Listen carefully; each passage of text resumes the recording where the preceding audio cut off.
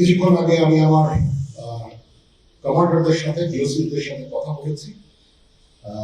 পরিস্থিতি এখন অনেক উন্নতি হচ্ছে, আস্তে আস্তে ধীরে ধীরে আমার ধারণা যে 3-4 দিনের মধ্যে পরিস্থিতি স্বাভাবিক পর্যায়ে চলে আসবে। তবে যারা এই সমস্ত অপরাধ করেছে তাদেরকে আমরা ছাড় দিব না, অবশ্যই তাদেরকে তাদের বিরুদ্ধে আইন ব্যবস্থা গ্রহণ করা হবে।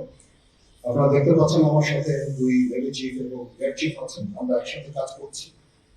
কিছুক্ষণ আগে আমার প্রফেসর ইউনুসের সাথে কথা হয়েছে, ওনার সাথে কথা বলে আমার খুব ভালো লাগলো।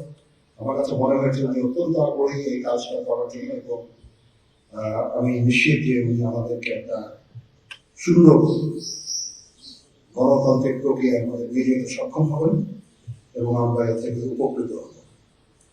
আর আমি দেখলাম যে স্টুডেন্ট এবং ভলেন্টিয়ার্সরা অত্যন্ত চমৎকার কাজ করছে।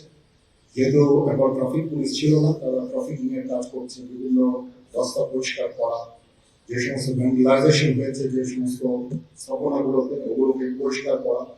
আমরা অত্যন্ত আনন্দিত যে তারা এই ভালো কাজগুলো চালিয়ে যাচ্ছে।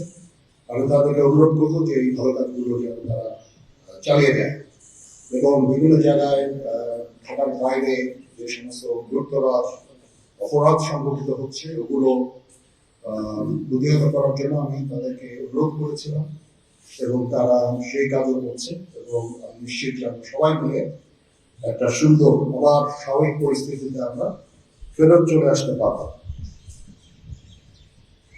আপনারা জানেন যে আমরা কেয়ারটেকার গভর্নমেন্টের প্রধান ডক্টর ইউনূসকে আমরা নির্বাচন করেছি অনেক আলোচনা করে। আমরা নিজেদের মধ্যে অনেক আলোচনা করেছি,